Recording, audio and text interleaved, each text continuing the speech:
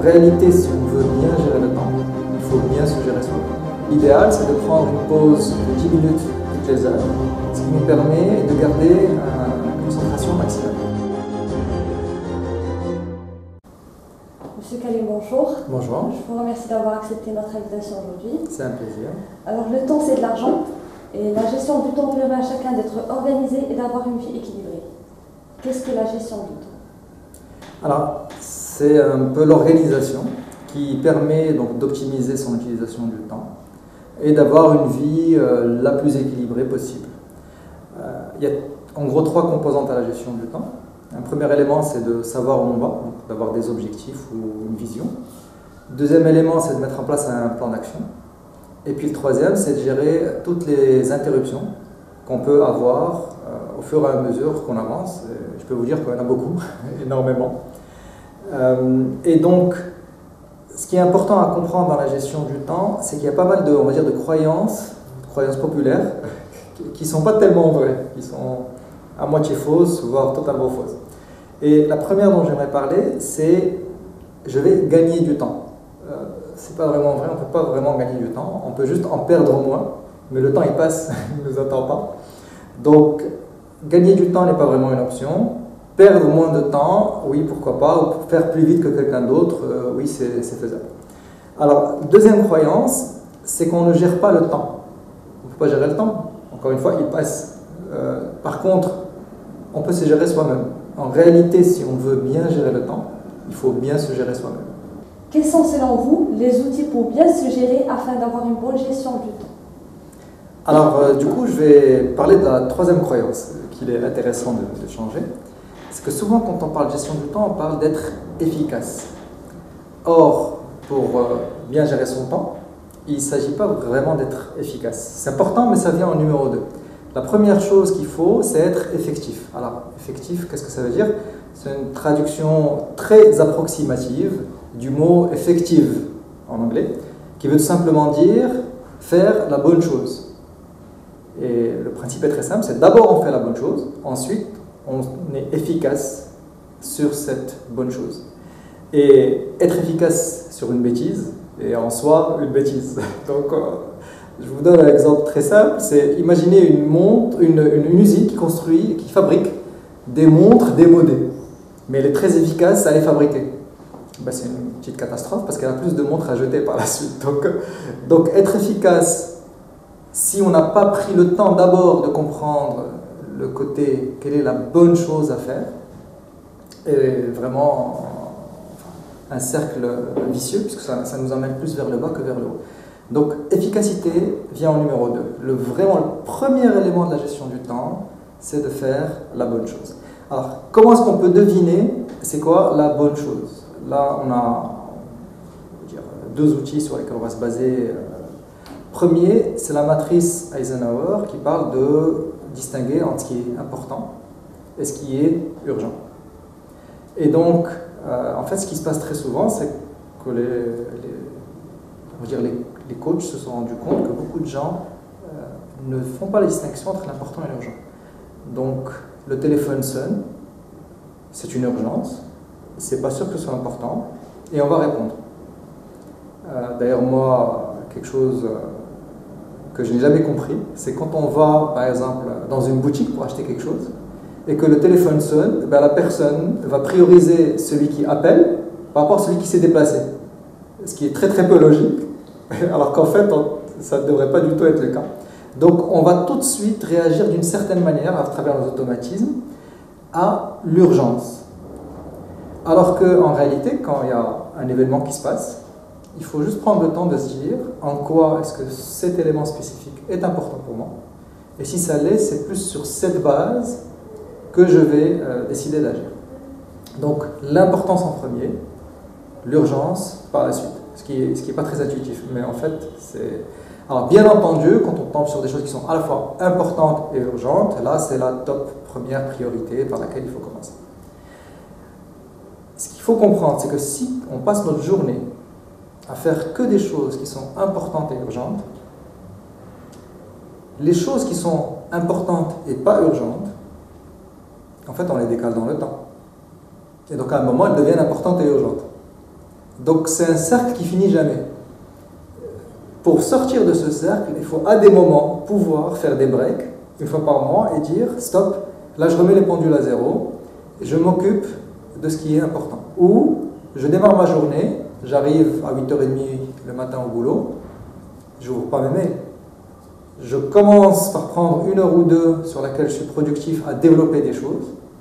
Et une fois que tout ça est fait, j'ouvre mes mails et là je suis plus ouvert aux interruptions externes. Donc je vais commencer par ce qui est important et éventuellement ensuite traiter ce qui est urgent s'il est important aussi. Donc, premier élément, on disait, matrice Eisenhower, distinguer entre l'important et l'urgent. Le deuxième élément, c'est la loi de Pareto, donc c'est le 80-20. Donc Pareto s'est rendu compte que cette loi s'appliquait un peu partout, donc il a regardé des statistiques, il a trouvé que par exemple, pour la plupart des entreprises, 20% des clients font 80% du chiffre d'affaires. Il a trouvé que 20% des problèmes déterminaient 80% des conséquences néfastes sur l'entreprise. 20% de la population mondiale à 80% des richesses qui se trouvent dans le monde. Donc cette loi de 80-20 s'applique très très souvent, et donc elle s'applique aussi à nos tâches. 20% des tâches qu'on va faire durant la journée sont celles qui vont ramener un maximum de résultats durant cette journée. Et 80% de ces tâches vont ramener que 20% du résultat. Et donc du moment qu'on sait ça, il est vraiment intéressant de commencer à éliminer progressivement les tâches qui sont les moins rentables, on va dire, pour nous ou pour l'entreprise. Donc, on parlait d'une croyance qui était, pour bien gérer son temps, il faut être efficace. On disait non, avant d'être efficace, il faut être effective. Et comment je peux deviner ce qui est important pour moi? J'utilise la matrice Eisenhower et la loi de Pareto.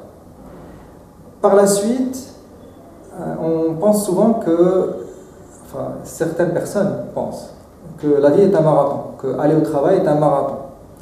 En fait, ce n'est pas un marathon, c'est une série de sprints. Donc ça dure longtemps, mais c'est une série de sprints. Ce qui veut dire qu'entre 2 sprints, il faut se reposer. Et donc, l'idéal, c'est de prendre une pause de 10 minutes toutes les heures, ce qui nous permet de garder une concentration maximale. Donc vraiment raisonner avec cette histoire de série de sprints. Ce qu'il y a aussi, c'est que si je dois m'engager dans un travail qui me semble lourd et que je me dis, ok, je vais consacrer les prochaines 3 heures à ça, il y a beaucoup de chances que je ne fasse rien du tout. Parce que les 3 heures vont paraître très lourdes et interminables. Par contre, si je me dis, j'en ai maximum pour 1 heure, après j'ai le droit à ma pause, c'est déjà plus léger. Donc cette pause, elle est importante, physiologiquement, on en a besoin toutes les heures, ça dure 10 minutes, alors c'est 10 minutes, hein, c'est 10 fois 60 secondes, c'est pas le 10 minutes qui se transforme en quart d'heure ou 20 minutes, parce que sinon, finalement, on passe la journée en pause. Donc, côté discipline quand même qui reste important. Alors, je vais rajouter une autre croyance, une 4e croyance, par rapport à la gestion du temps, qui est « je suis multitâche ». Il m'arrive assez souvent d'entendre des gens qui disent « je suis multitâche ». Alors, c'est à la fois vrai et faux. Alors, notre cerveau automatique, celui qui gère la respiration, les battements du cœur et la plupart des décisions qu'on prend, au passage, on prend 5000 décisions par jour. On est conscient d'une dizaine ou d'une quinzaine, hein, donc pas de grand-chose. Donc, c'est-à-dire que tout le reste est pris par notre cerveau automatique. Celui-là est capable de faire beaucoup de choses à la fois. Exemple plus classique, il y a le cœur qui bat, on respire, on conduit une voiture, on peut en même temps baisser la vitre et parler à la personne qui est assise à côté de nous. Et donc tout ça se fait sans aucun problème. Mais ce côté multitâche, c'est notre cerveau automatique qui le gère. Par contre, notre cerveau conscient, il gère une seule chose à la fois. Il est très focus.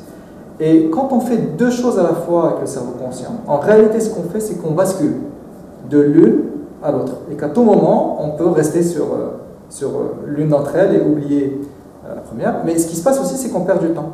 Et il y a des gens qui se sont amusés à faire des statistiques pour regarder concrètement quel est le temps perdu. Et ils ont trouvé un chiffre, c'est 28%. Donc en fait, plus du quart du temps est perdu à faire 2 choses à la fois. Ou encore à faire des choses qui ne se ressemblent pas. Par exemple, je suis devant mon ordinateur à traiter mes emails. Donc je traite un mail, mon téléphone sonne, j'ai fini de traiter mon mail, mon téléphone sonne, je réponds. J'ai fini, à ce moment-là, je bascule sur une tâche pour faire du calcul, donc je vais sur un tableur, et là, je passe à une tâche de rédaction. Et bien, à chaque fois que je vais changer d'état d'esprit, parce que bon, faire de la rédaction, c'est pas comme analyser des chiffres, c'est pas comme parler au téléphone. Il y a un basculement d'état d'esprit. Là aussi, je perds du temps. Il vaut mieux faire des choses à la chaîne, en gardant la règle d'1 heure en tête. Donc, traiter ces mails à la chaîne. Et quand j'ai fini, j'ai fini. Ensuite, je bascule au mode téléphone. Je bascule en mode téléphone. Donc, ça me permet, là aussi, d'économiser du temps, et non pas de gagner du temps. Et donc, à partir de là, ce qu'on appelle les tâches au Moselle. Donc, je suis multitâche, n'est pas une très bonne idée. Donc, il est de loin préférable de rester focalisé sur une seule chose à la fois. Alors, il y a Parkinson qui a sorti, donc ça n'a rien à voir avec la maladie de Parkinson, qui a sorti une loi qui dit qu'en fait, les tâches sont gazeuses. Gazeuses dans le sens où, quand on met un gaz dans un volume, il prend tout le volume disponible. Si on réduit, on peut avoir cette bouteille qui est pleine de gaz. À l'intérieur, quand on va l'ouvrir, le gaz peut se répartir sur l'ensemble du volume de cette pièce. Et les tâches se comportent de la même manière. C'est-à-dire, plus on a de temps pour exécuter une tâche, plus on va prendre de temps à la faire. Donc c'est vraiment important de se fixer des délais, de se dire, telle tâche, je suis censé la faire finie à partir de tel moment. Ça permet donc d'être plus efficace et d'aller ensuite faire autre chose. Le dernier élément dont je parlerai, c'est gestion des interruptions, parce que c'est très important, il y en a vraiment énormément pendant la journée qu'on va vivre. Et là, je vais prendre quelques exemples de collègues qui viennent vous voir alors que vous êtes tranquillement au bureau en train de travailler. Donc, première astuce, c'est quelqu'un arrive, je me mets debout et je l'accueille de l'autre côté du bureau. Dans le sens où on va rester debout, s'il y a quelque chose à traiter, on va être efficace, le faire le plus vite possible, plutôt que de lui dire Marhaba, installe-toi, et là ça peut partir pour une demi-heure de discussion parce que la personne tout simplement se sent à l'aise. Et c'est encore moins bon si on lui sert quelque chose à boire. Alors, donc maintenant on est debout, et la personne nous dit il va vraiment falloir que je te raconte ce que j'ai fait ce week-end, c'était juste magnifique. Et il se trouve qu'on a envie de savoir ce que la personne a fait ce week-end. À ce moment-là, on lui dit ah, ça m'intéresse vraiment. Tu sais, on ne fait pas ça tout de suite parce qu'on va mal le faire. On le fait à la pause. Je vais prendre une pause dans une demi-heure, je passe te voir, on se prend un petit café, 10 minutes et on parle de ça. Donc je veux vraiment savoir ce que tu as fait ce week-end. Donc du coup, on a amorti l'interruption. Et si on a vraiment envie de savoir et d'avoir une bonne relation avec cette personne, on va quand même avoir la bonne relation parce qu'on fait les choses au bon moment et on va être concentré avec la personne durant la pause sur son week-end. Alors, une autre méthode, c'est je suis en train d'écrire un mail, donc je suis vraiment concentré sur la manière, sur les mots, donc je suis vraiment dans mon monde. Et quelqu'un qui vient me voir, je peux tout simplement lui demander donne-moi 3 minutes, je finis ce que je fais et je suis à toi. Parce que si j'interromps à ce moment-là, le temps de me reconcentrer, on revient à l'histoire du fameux 28% de temps perdu, ça va être trop tard. Il ne faut pas que je perde le fil des idées, il faut vraiment que je reste dans mon ambiance, dans ma concentration. Donc une manière, c'est tout simplement de dire temps mort, laisse-moi quelques minutes et puis je traiterai ta requête. Et puis, on peut aussi imaginer mettre des écouteurs. On n'est pas obligé d'écouter de la musique pour autant, mais en mettant des écouteurs, ça veut dire je suis dans mon monde, si tu veux m'interrompre, il faut vraiment que tu aies une bonne raison. Donc les gens hésitent un peu plus à venir vous interrompre. Alors, 2 derniers éléments, c'est désactiver les alertes. Si on est concentré sur de la rédaction, on peut toujours mettre notre téléphone sous silencieux. On n'est pas obligé de répondre au téléphone tout de suite. Je veux dire, le monde fonctionnait quand le téléphone portable n'existait pas. Donc c'est pas parce que maintenant il sonne que c'est la fin du monde. Donc on peut se permettre de passer 1 heure ou 2 sans répondre au téléphone. Alors bien entendu, il faut rappeler les gens après. Ils peuvent attendre 1 heure ou 2. Et puis le deuxième élément, c'est les mails. Souvent, les gens ont la petite fenêtre en bas à droite qui s'ouvre dès qu'il y a un nouveau mail. Ça, c'est un magnifique outil d'interruption, totalement inutile, parce que souvent, les mails ne sont pas si urgents que ça. Et à moins que ce soit notre métier de gérer les mails, du coup, on désactive ça et puis on va checker nos mails 2 fois par jour, 3 fois par jour, en tout cas une fréquence qui nous arrange. Le dernier élément dont je parlerai est vraiment très important, en tout cas pour ceux qui ne savent pas le faire, c'est apprendre à dire non. Donc, quand on ne sait pas dire non, ben, on fait le travail de tout le monde. Quand on sait dire non, on fait notre travail et forcément on le fait mieux et on ne déborde pas sur le temps, donc on gère mieux notre temps. Voilà, donc tout ça, ce sont différentes manières de mieux gérer le temps, mais en réalité de mieux se gérer soi-même et de rester focalisé sur ce qui est important. Question de Fanny sur Facebook. La première question, c'est la question de Doha, qui est âgée de 25 ans. Dans mon travail, je suis sollicitée à tout moment et amenée des fois à effectuer des tâches, les tâches des autres, ce qui me fait perdre beaucoup de temps et d'énergie. Je souhaite apprendre à dire non pour diminuer les heures consacrées aux prétendues urgences et réserver mon temps aux tâches importantes. Que me conseillez-vous? Alors,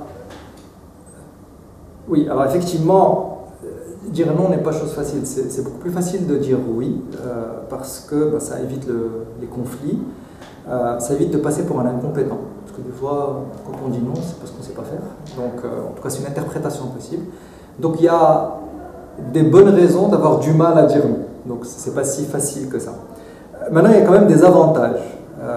Et un des avantages, c'est de pouvoir se concentrer sur une chose à la fois, ce qu'on disait tout à l'heure, donc c'est très important, donc c'est vraiment à prendre en compte le fameux 28% dont on parlait, affirmer sa personnalité, et puis un dernier avantage que j'aime beaucoup, c'est que ça donne de la valeur au oui. Si on dit tout le temps oui, le oui n'a plus de valeur. Si on dit non et de temps à autre oui, le oui a beaucoup de poids, beaucoup de valeur, et les gens vont l'apprécier encore plus. Donc je trouve ça très intéressant comme perspective. Alors, il y a beaucoup de gens, énormément de personnes qui n'auraient pas beaucoup de mal à dire non, qui ont actuellement du mal à dire non, et qui auraient beaucoup moins de mal s'ils avaient une manière de faire qui ne blesserait pas la personne en face, qui préserve la relation. À partir de là, il y en a beaucoup que ça libérerait, et donc ça rendrait capable de dire le fameux non.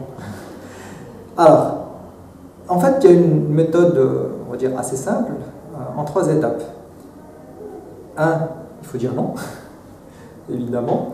2, proposer une explication. Et 3, une alternative. Alors, pourquoi proposer une explication? Parce que dire non et s'arrêter là peut être interprété comme étant de l'arbitraire. Ça peut être interprété comme étant « je te dis non à toi parce que je t'aime pas. Juste, tu sais, je t'ai jamais aimé. Par contre, si ton collègue venait, je dirais oui. » Donc ça, c'est une interprétation que les gens peuvent avoir du non. Par contre, quand on donne une explication, « ah non, désolé, là, c'est vraiment pas possible. Regarde ma to-do list, j'ai encore beaucoup de choses à faire et il est bientôt 5 heures de l'après-midi ou 4 heures de l'après-midi, tu imagines bien que je ne peux pas. » À partir de là, ce n'est plus de l'arbitraire, ce n'est plus « je te dis non à toi », c'est « je dis non tout court ». Donc c'est beaucoup plus facile à accepter pour la personne en face. Alors c'est encore plus facile si on va lui proposer une alternative. Donc non, là je ne peux pas, il est vraiment très tard. Par contre, ce que je peux te proposer, c'est tu m'as demandé de faire 2 autres choses. Je peux les enlever de ma to-do list d'aujourd'hui, les faire demain et faire ce que tu me demandes là tout de suite. Qu'est-ce que tu veux faire?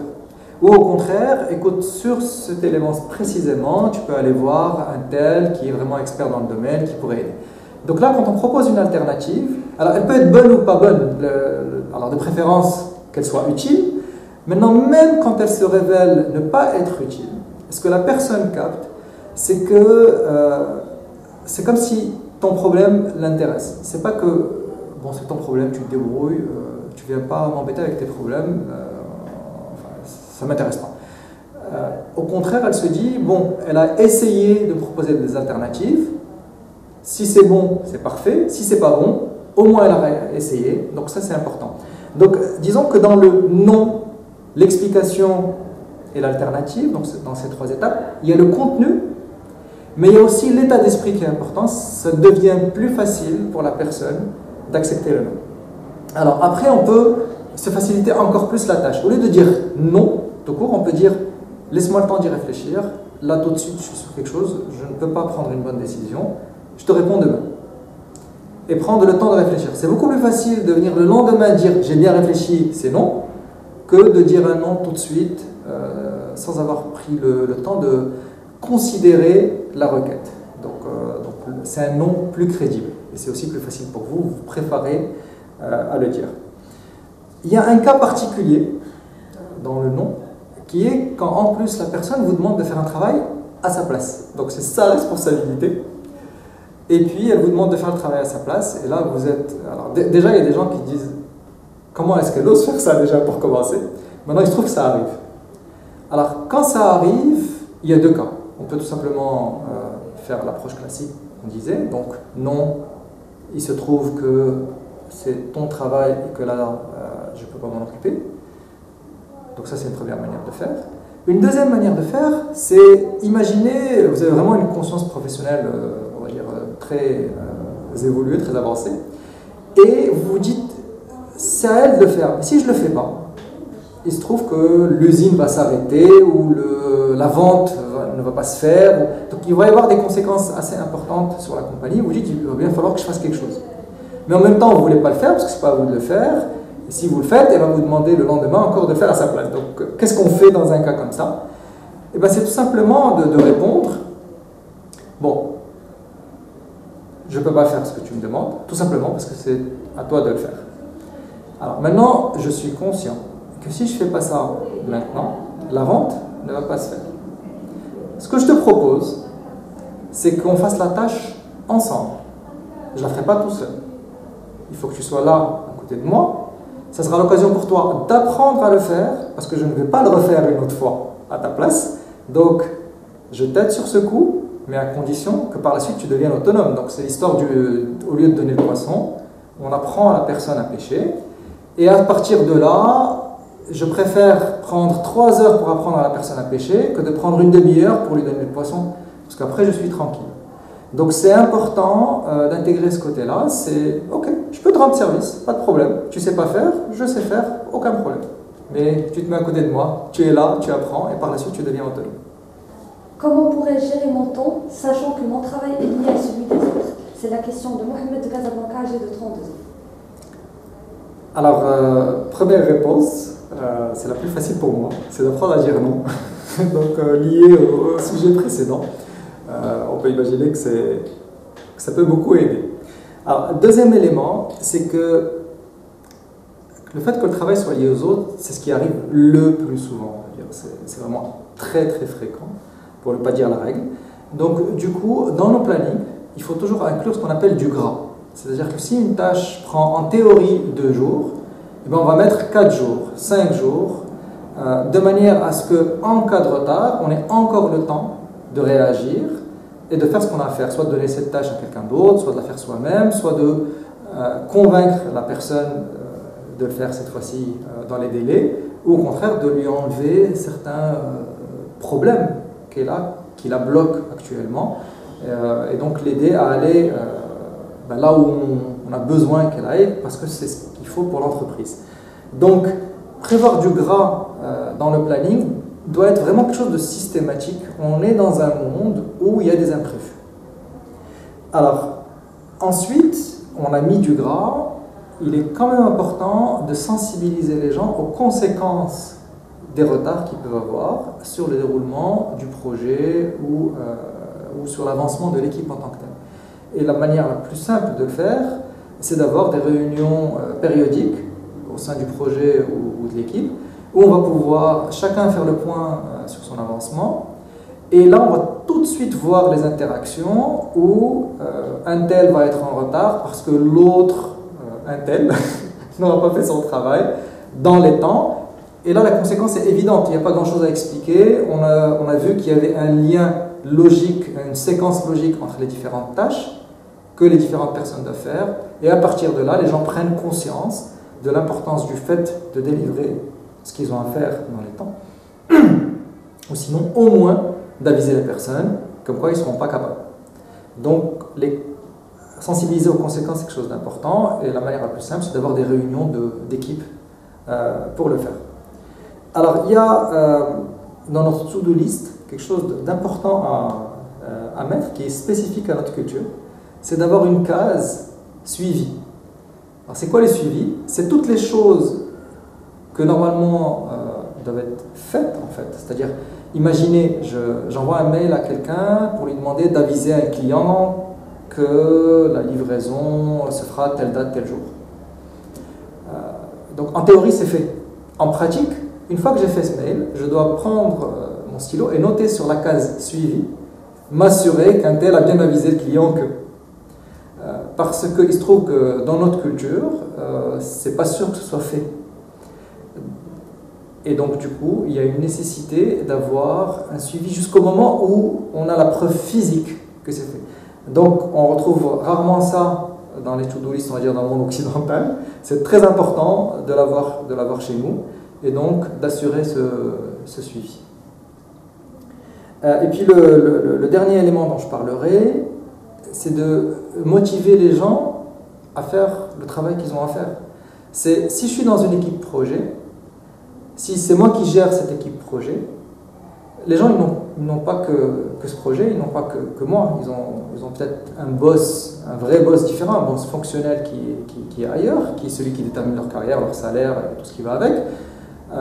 Ils ont d'autres projets sur lesquels ils travaillent. Il y a plusieurs interactions qui font qu'il leur faut une bonne raison pour travailler sur le projet qui me concerne. Et donc, motiver les gens à faire ce travail, leur donner envie, en gros, c'est juste leur donner envie de bosser avec moi. Et quand je dis bosser avec moi, c'est soit en tant que patron, soit en tant que collègue. Donc, à partir de là, ça peut, vous imaginez, ça peut énormément aider, puisque, naturellement, les gens vont prioriser tout ce qui me touche par rapport à d'autres tâches. Et à partir de là, le résultat va tout de suite se faire ressentir. Donc, il y a le côté, c'est ton boulot, tu le fais, c'est ta responsabilité, tu le fais. Donc ça, on va dire que c'est le bâton, qui est important. Hein. Il faut qu'il y ait de la discipline dans le système, sinon ça ne tourne pas. On n'a pas besoin de s'arrêter là. On peut aller un pas plus loin pour créer une sorte d'appréciation ou le fait que ce soit l'équipe la plus in ou le plus à la mode ou le quoi que ce soit dans l'entreprise. Et du coup, tout le monde est très motivé à rejoindre cette équipe et à délivrer les meilleurs résultats qu'ils peuvent.